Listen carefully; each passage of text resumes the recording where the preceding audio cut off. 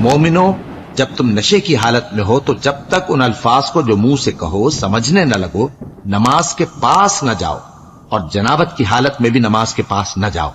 یہاں تک کہ غسل کر لو۔ ہاں،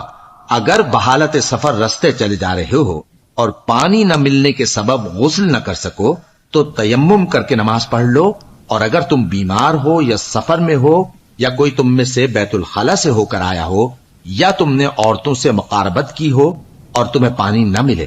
تو پاک مٹی لو اور منہ اور ہاتھوں کا مسح کر کے تیمم کر لو، بے شک اللہ معاف کرنے والا ہے، بخشنے والا ہے۔ بھلا تم نے ان لوگوں کو نہیں دیکھا جن کو کتاب سے حصہ دیا گیا تھا کہ وہ گمراہی کو خریدتے ہیں اور چاہتے ہیں کہ تم بھی رستے سے بھٹک جاؤ، اور اللہ تمہارے دشمنوں سے خوب واقف ہے، اور اللہ ہی کافی کارساز ہے، اور اللہ ہی کافی مددگار ہے۔ اور یہ جو یہودی ہیں ان میں کچھ لوگ ایسے بھی ہیں کہ کتاب اللہ کے کلمات کو ان کے مقامات سے ہٹا دیتی ہیں اور کہتے ہیں کہ ہم نے سن لیا اور نہیں مانا، اور کہتے ہیں سنو نہ سنوائے جاؤ، اور زبان کو مروڑ کر اور دین میں طعن کی راہ سے تم سے گفتگو کے وقت راعینا کہتی ہیں، اور اگر یوں کہتے کہ ہم نے سن لیا اور مان لیا اور صرف اسمع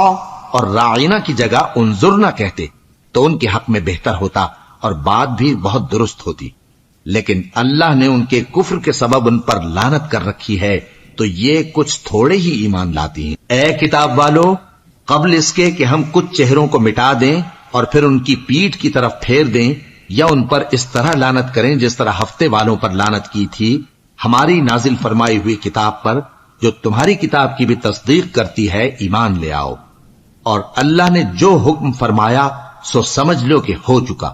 اللہ اس گناہ کو نہیں بخشے گا کہ کسی کو اس کا شریک بنایا جائے، اور اس کے سوا اور گناہ جس کو چاہے معاف کر دے،